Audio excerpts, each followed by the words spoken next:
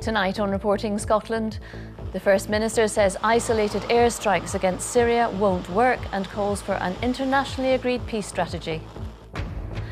A sharp rise in the number of children diagnosed with autism. Charities say many families are struggling to get the help they need. You start to get a ton of different feelings and you don't really know why any of it's happening, and you don't know why you can't keep up with the work or control your emotions as well as other people. Also on the programme. Can we suspend, please? Heckled at Holyrood. Members of the public disrupt an appearance by the Work and Pensions Secretary at a committee hearing on benefits. A new visitor attraction in Edinburgh is part of a £150 million investment in whisky tourism. And fewer medals than Glasgow, but Team Scotland say the Gold Coast is their best ever Commonwealth Games.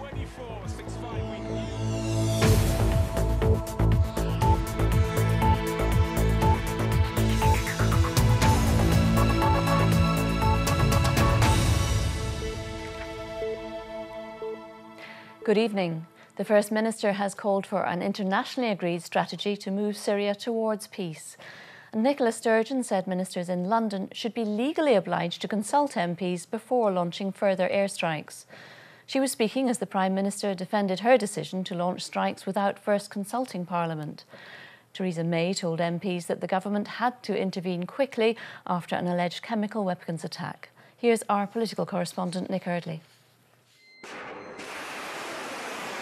Targeted, limited action designed to impact Syria's ability to use chemical weapons. That's how the UK government described these strikes on Syria at the weekend, the UK joining its French and American counterparts. A decision made by Theresa May without a vote in Parliament, something the First Minister says shouldn't have happened. What is the action that will be effective, not just in stopping chemical attacks, but also in moving Syria towards long-term sustainable peace? I think past experience has told us that isolated airstrikes doesn't do that. Well, I think as a matter of course, there should be an obligation on governments to go to Parliament for authority and approval for military action. But Mrs May believes she was right to act, and as MPs returned to Parliament this afternoon, she faced down her critics. We have acted because it is in our national interest to do so. So we have not done this because President Trump asked us to do so. We have done it because we believed it was the right thing to do, and we are not alone. I'm absolutely clear, Mr Speaker, that it is Parliament's responsibility to hold me to account for such decisions, and Parliament will do so. But it is my responsibility as Prime Minister to make these decisions, and I will make them. Labour disagrees. It thinks MPs should have had a say and has questioned the legality of the strikes.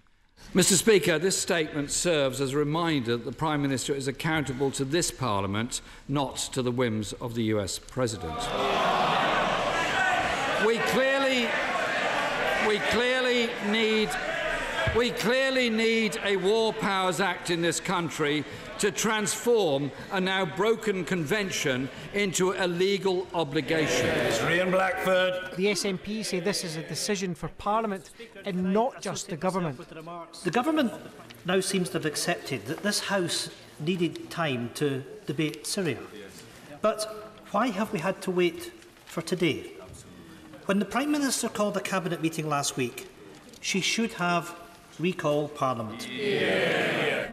Theresa May is adamant the action she took was legal and proportionate, but military strikes are always controversial. She'll face further pressure here in the coming days. It's unlikely the government would lose any votes, but MPs want to put pressure on her to ask them before she launches any future action. So far, that's something the government hasn't promised. As the war in Syria continues, difficult questions about what we can do, if anything, to alleviate suffering. The answers remain highly divisive. Nick Eardley, Reporting Scotland, Westminster. Well, our political correspondent David Porter has been watching the debate and joins me now from Westminster. David, this is far from the end of the matter, isn't it? Yes, Ali, I think it is a fair assessment to say that this still has some way to go. The military action may have been brief, it's concluded, but certainly the political fallout is still being felt apace. The Prime Minister came to the House of Commons this afternoon. She's been there for the last 2.5 hours answering questions, but she was also pretty robust in her defence, A, of the decision to take military action, and B, not to consult Parliament beforehand. She said that time was of the essence and it was in Britain's national interest to go ahead with that action. She said that the action was, in her words, targeted and limited and effective. Her opponents don't see it like that. They have remained critical of what she has done. They believe that it should be for Parliament and not a Prime Minister to decide whether there was legal action. MPs will continue debating this afternoon. They may also debate it tomorrow as well, and there may well be a vote on the issue. But that will probably be, at the end of the day, quite an anodyne vote. And there is certainly no sense here at Westminster tonight that the government feels it could be defeated on this issue. David, thanks very much for that. The number of young people diagnosed with autism in Scotland has increased by 3/4 in the last 5 years. Charities say there are still long delays in having the condition identified, and many families struggle to get the help their children need. A BBC Scotland documentary on BBC One later this evening will examine the links between autism and mental health. Lisa Summers reports. 15-year-old Jacob has been through some tough times. He was disruptive and excluded from school. He's self-harmed and has suffered from depression. You start to get a ton of different feelings and you don't really know why any of it's happening. You don't know why you can't keep up with the work or control your emotions as well as other people. So by the time we got to sort of Plean, where the hospital is... When he was younger, he could be violent towards his mum, Tina. I'm talking when he was 8 or 9, and it's actually getting to... I'm taking a kicking. That's what's happening. I'm curled up in a ball. And you have to phone somebody to come and help. Jacob has never had a clear diagnosis of autism. His family feel he's been let down by services. In Fife, Lucas is at a special school that supports children with autism. He too had struggled with behaviour in mainstream school, but since coming to Falkland House, things have turned around. I was off school for a year, and I literally just stayed at home the entire time before it kind of just got out of hand at some points where I'd just been non-stop, like, repeating something over and over until I got it right. But now that, like, I feel like I've probably gotten past that, even though some signs still show. Good girl. Lucas's mum Alice took the council to a tribunal to get him a place. The school is expensive, but has a unique programme for each child. A massive battle trying to get the right support at school for Lucas. Even after his diagnosis, it was still difficult. And personally, I think people still didn't really believe it and just thought a lot of the time he was still just a badly behaved little boy, which was really sad. There's been a huge rise in rates of diagnosis for autism. However, autistic children are 70% more likely to develop mental health problems. There's an unusually high incidence of anxiety and depression in autistic people, and that's not an inevitability, that's not necessarily part of autism, but it is a vulnerability when you have autism. Jacob is doing much better for now. He's been able to return to school part-time. But with child mental health services under strain, families say we must all be better at understanding autism. Lisa Summers reporting Scotland. And you can watch Help Me Save My Child at 8:30 tonight, right here on BBC One Scotland. Heckling from members of the public has disrupted an appearance by the Work and Pensions Secretary Esther McVeigh at a Holyrood committee. The session on the benefit system was suspended twice. From the Scottish Parliament, here's our political correspondent Glenn Campbell. At Holyrood to answer social security questions, Westminster's Work and Pensions Secretary. Critics of the UK government's welfare changes say the new system of universal credit, bundling together 6 pre-existing benefits, is reducing some claimants to tears. There are constituents who've cried in front of me in surgeries, and I know colleagues have been the same. This MSP called on the Minister to say sorry for problems. I want to give you the opportunity to apologise to the people behind you, the people across my constituency and the people across Scotland for the suffering and distress that's been caused to them? Well, the aim for universal credit is that it is a supportive system, that there is support, whether that's into work or whether that is support if you can't get into work with social security payments there. Off camera, a heckler in the public gallery raised a suicide case. Can we suspend, please? The convener ordered a temporary halt and broadcasting was cut. Esther McVeigh went on to argue that universal credit is working in the vast majority of cases and has helped 200,000 find work in Scotland. Another MSP raised the exemption to the two-child limit on tax credits in cases of rape. You actually are comfortable with the idea that a woman has to prove non-consensual conception in order to access an entitlement. What we're doing is providing extra help where people have got more children that they couldn't have planned. Okay. Can we suspend again? Sorry. Again, interruption from the public gallery. There was a further brief suspension before the session was brought to an end. The impact of welfare reform in Scotland continues to be an extremely emotive issue. Glenn Campbell, reporting Scotland, Holyrood. 2 men have appeared in court charged with driving a car at a man and 6 teenagers in the Castlemilk area of Glasgow and attempting to murder all 7. 21-year-old Gerald Gavin and 19-year-old Gary Owen allegedly drove at speed towards the group at Stravanon Road on March the 24th. Neither man entered a plea as they appeared in private at Glasgow Sheriff Court. Both were remanded in custody. A diagnosis of motor neurone disease is devastating, not just for the individual, but for the whole family. Patients and campaigners say more must be done to ensure people living with the incurable condition get the best possible care. Now, the Scottish Government says almost £400,000 will be spent over the next 3 years to fund 2 research posts at Edinburgh University. Andrew Black reports. Ian Davies has been active for most of his life, but last summer came the news that he had motor neuron disease. It's a devastating diagnosis, and you just feel completely empty. It's like my life has just gone down the pan. We're flying out from Glasgow to Philadelphia and then Philadelphia. In a few weeks, Ian's flying to the United States to see a motor neuron disease specialist. That's not cheap, but he says he'll get access to the type of all-inclusive care that's not available here on the NHS. Once you get the diagnosis, you're fundamentally handed off to the nurse, the specialist MND nurse, to look after you, coordinate the services and so on. And that's fine in theory, but it does feel very much like, well, you kind of moved away from the medical and the physician, the clinical side, and into almost a palliative care type of role where there is no hope, that you're just waiting to die. But for people like Ian, some hope today after the Scottish Government at Edinburgh University announced research funding to find new drugs to treat motor neuron disease. Campaigners welcome the news, but say more must be done. It does centre around making sure that we get treatment to patients as quickly as possible, but also that we invest in research like never before to develop the treatments of the future and support the research revolution that is happening in Scotland right now. Scottish ministers say they're committed to making sure motor neuron disease patients get the best possible care.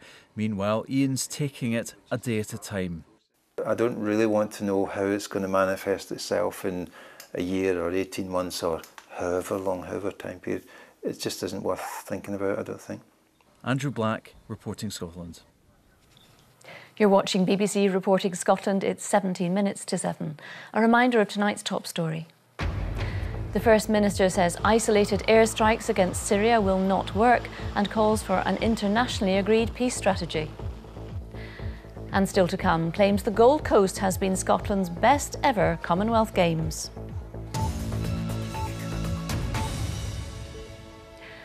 Whisky tourism appears to be booming, and in response to the growing number of visitors to distilleries, a £150 million investment has been announced, with the main focus on a major new attraction in Edinburgh, while 12 visitor centres will get a major upgrade. Our business and economy editor Douglas Fraser reports. Whisky with a tourism mixer. It's a business cocktail that's been doing nicely of late. Diageo, the biggest distiller, has 12 visitor centres, including this one, Glenkinchie. Last year, numbers up 15% to 440,000. Why? We want to see Loch Ness and the Highlands, and then we thought what's important or what's typical for the land, and so we said, well, whisky. So didn't like whisky before, and I'm not sure if I like it now. But it's interesting to see how it is produced. The company wants to accelerate that growth with a visitor hub. They've chosen the Tourism Honeypot, Edinburgh. It'll focus on promoting Scotland's biggest commercial brand, explaining what goes into it. At distilleries on Speyside, in Sutherland, on Islay, and here in East Lothian. These are the single malts come out of these stills that contribute to the blend of Johnnie Walker. And it's that worldwide brand that Diageo wants to promote, not just as a bottle of spirits, but as an immersive experience. Expanding the capacity for distilling whisky has had more than £1 billion poured into it in the past few years. Announcing this big new investment today, the company boss wants to stimulate enough future demand to meet that supply. Consumers want to know more about what's behind their product, the ingredients, the people, the craftsmanship, the coppersmiths, the blenders. When I introduce people to what's behind Johnnie Walker and tell them the stories, you get consumers for life. This is where the magic happens. You can see the company's 12 visitor centres will be upgraded, just as other companies have already been doing. One problem though, if you've been to one distillery, the others can seem, well, similar. So how to make each visit distinctive? What we rely on is the teams at the sites, the knowledge they have, to talk about the process, how it's unique to the sites, but also about the people and the place and how that impacts on the site, the history. Building on that tradition, the whisky industry's a long-term bet on global demand continuing to mature. So for the bosses, if not the tourists, best to remain clear-sighted. Douglas Fraser, reporting Scotland, Glenkinchie Distillery. Islanders in Uist will hear more this week about new research which hopes to shed light on the high incidence of Lyme disease in the islands. The study will try to get a better understanding about the ticks which spread the infection and their movements. Ian McInnes has more. Uist is a bit of a hotspot for Lyme disease. What's yet to be answered, though, is why. That research is ongoing, but one thing is clear. For those suffering from the disease, the impact can be debilitating. Throughout the day, you needed to take to your bed in the afternoon, not sleeping at night. You were up most of the night with night sweats and just general not managing to get through the day very well. And Ishabel's not alone. The latest figures we have show how the Uists have a relatively high prevalence of the disease. One local nurse is now heading overseas in the fight against the illness. When I was reading about it, I could see what other countries were doing. France produced a national plan, Canada produced a federal document, and I'm also going to mean in America because we have links with professors there already. They've expressed an interest in the situation in the Western Isles and are very keen to help us in any way. There are conflicting opinions on the impact different animals are having on supporting the tick population here in Uist. Many blame the deer, but some also say the latest influx of geese could be having an impact on the numbers. The tick that causes Lyme disease in Scotland is it's known as the deer tick or sheep tick, but it actually will feed on a wide range of different mammals. So probably no one's wrong, but which species are relatively more important is what we need to find out by doing our research. For those affected by Lyme disease, these studies are vital. It gives us a good idea of what is happening in Uist and gives us a good idea of maybe what steps we can do to try and reduce the effects the ticks are having on the people in these islands. But the limitations of such research are recognised. Research is not quick. It takes time to build the evidence up, and people need to be mindful of the awareness raising, the taking precautions and protecting themselves. That can happen tomorrow. The hope is that the new research will go hand in hand with raising awareness and the prevention of bites so that Lyme rates in Uist can be reduced in the coming years. Ian McInnes, reporting Scotland in Uist. Questions are being asked of the Rangers board and management team after yet another defeat to rivals Celtic. The 4-0 Scottish Cup semi-final win was Brendan Rodgers' side's 10th straight Old Firm match without defeat. It takes the champions one step closer to a double treble. Former Rangers players say enough is enough. Here's our senior football reporter Chris McLaughlin. Lots of fallout from the Old Firm semi-final yesterday. The game may be over, but the talking never stops. On social media, Celtic fans gloat, Rangers fans vent. For those in blue, it's all worryingly familiar. You wouldn't have thought that was an Old Firm game, never mind a Scottish Cup semi-final. And the minimum that you expect is players to go and fight. There was nobody, even make a tackle, do something, you know, to get the crowd going, to maybe inspire the rest of the team. There was nobody that done anything like that. The supporters have wanted to get closer to Celtic. That's the aim. And in a year's time since last year's semi-final, have they got closer? In my opinion, they haven't got any closer, and they're back to square one. From start to finish, Celtic were on top. They teased, toyed and tormented their rivals all afternoon. This was Tom Rogic with the opener. Not long afterwards, Callum McGregor doubled Celtic's lead. 2 penalties followed. Put simply, it was a thrashing. Former Rangers captain Lee McCulloch said there's been an acceptance of mediocre performances for far too long now. No passion, fight, desire or aggression on or off the pitch. Unacceptable. In defeat, there's always reflection, but it's the manner of this latest defeat that should have those here at Ibrox particularly concerned. Yes, Celtic are dominant and the fans will understand that, but after 3 years of promises and rhetoric, have the board here really provided any evidence that the gap is closing? Any evidence that Rangers will be challenging their rival Celtic anytime soon? Difficult questions for difficult times. Chris McLaughlin, reporting Scotland, Ibrox. The Commonwealth Games came to a close last night in Australia, and arguably they've been Scotland's best ever. Well, that's according to Mike Whittingham, who's responsible for the performance of the team's athletes. Scotland won fewer medals in Gold Coast than in the Glasgow Games 4 years ago, and fewer golds than Melbourne 2006. But the director says there's cause to claim 2018 as the most successful ever. From Gold Coast, Jane Lewis has more. Please take care out there. It is a beautiful day. Returning to beach life after providing a stunning backdrop for the 21st Commonwealth Games. Looking good came naturally to Gold Coast, with venues and locations that simply took your breath away. And for the last 2 weeks, the Saltire has been a prominent sight here. Scotland! Closer to us, and Scott could win this. This is going to be very close indeed. With Scottish fans witnessing some world-class performances, as well as dramatic moments and disappointments.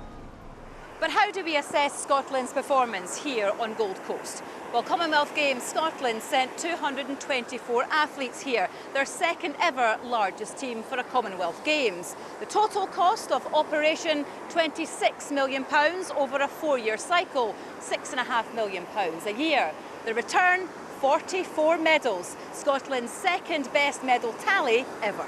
I think this was the best ever away team, best ever prepared team, best ever away medals, but also little things like basketball, best ever team result by basketball. Look at Duncan Scott, best ever result by a single athlete, and not forgetting Alex Marshall, you know, most decorated athlete. So we can take a lot away from this. So for some, Scotland delivered on Gold Coast. Of the 44 medals won, 9 were gold. In 2006 in Melbourne, Scotland brought home 11 gold medals. In the medals table, Scotland finished in 8th place, behind the likes of Wales. We've finished higher up the medals table 6 times in previous Commonwealth Games. But how much significance is placed on performance at the Games dubbed the Friendly Games? Well, a lot, according to this medal-winning veteran of 4 Commonwealth Games. We do have to set a standard, we do have to set a precedent that, you know, when we go to these meets, you know, we want to make an impact and a difference, and even though we might be a small country, we've certainly got the quality. So I think, you know, by making things tougher, it's hard and it's definitely difficult, I think, to accept on some level for some athletes and coaches, but I think it is important to kind of keep the standard, you know, moving on up. So as the curtain comes down, and however we measure performance, these games have definitely been unforgettable. Jane Lewis, reporting Scotland, Gold Coast. The first polar bear cub to be born in the UK for 25 years is a boy. Staff at the Royal Zoological Society of Scotland's Highland Wildlife Park discovered the 4-month-old cub is male during his first routine health check this morning. Keepers say they're coming up with a list of possible names for him. They'll ask the public to make the final decision on social media. Now, time for the weather outlook. Christopher's here. We keep hearing it might get up to 20 degrees this week. Is that right? It may indeed. Sally, thank you very much indeed. Hello there. Yes, and if it does reach 20 degrees, that'll be the first time in 6 months we've seen temperatures that high. Beautiful blue skies around the Aberdeenshire coast today, but let's look at the temperature trend through the course of the week, because we're dragging up warm air, and that means come Wednesday and Thursday, high teens, maybe 20 Celsius, but by Friday, something cooler again coming in off the Atlantic. Tonight, our focus is on cloud, rain and wind. A weather front moving its way eastwards across the country, heavy for a time through Dumfries and Galloway. Met Office yellow be aware warning there, but not especially cold because of the cloud, the wind and the rain, 8 to 11 Celsius, but the winds strong, potentially gale force from the south, so maybe some disruption on the ferries around the west coast and through the Hebrides tomorrow. Now, Tuesday gets off to a cloudy, wet start, but it will improve, that weather front edging its way eastward. So brightening up by the afternoon, some spells of sunshine. With it, though, a few sharp showers, certainly through parts of Kintyre, north through Argyll generally, and towards the northwest. Elsewhere, a much brighter afternoon compared with the morning, some sunshine coming through, and temperatures comfortably in the mid-teens. Still quite breezy from the south, but the winds easing off compared to what they will be overnight tonight. Lovely sunshine in towards the Inverness area, up towards the far north and Orkney. Shetland having the cloud and rain for a little bit longer, but it will clear here by the end of the day. Looking ahead towards the overnight period, still a few showers around and still quite breezy from the southwest. But from midweek onwards, we start to drag in that tropical continental air, so temperatures on the rise. Having said that, there won't be widespread sunshine on Wednesday, probably a fair amount of cloud around, with some outbreaks of rain just grazing the west coast, edging northwards, and perhaps some low clouds, some mist and murk for the east coast. Temperatures on the chart there, well, perhaps a little bit conservative. We could well see anything up to 19 or 20 degrees, as I say, and similar conditions to come on Thursday. A cloudy start, but far more in the way of sunshine by afternoon, and once again, highs maybe of 20 degrees for some, most likely for central and southern Scotland. That's the forecast for now. Thank you very much. Now, a reminder of tonight's main news. The government's been forced to apologise for what it calls its appalling treatment of some Windrush generation immigrants. And the First Minister has said isolated airstrikes against Syria will not work and has called for an internationally agreed peace strategy. That's all for now. I'll be back with the headlines at 8 and the late bulletin just after the 10 o'clock news. From everyone here, have a very good evening.